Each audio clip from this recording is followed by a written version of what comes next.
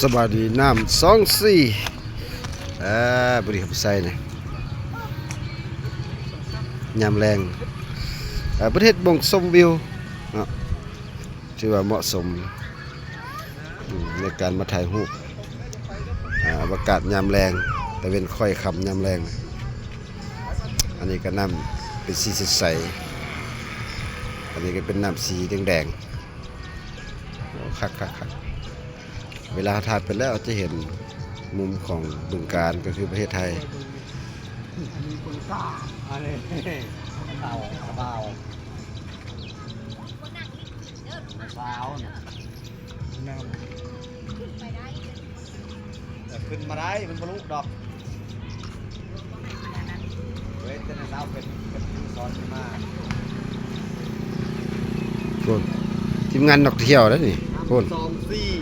อันนี้หัวหน้าเผ่านี่นะ ว่าน้ำ2-4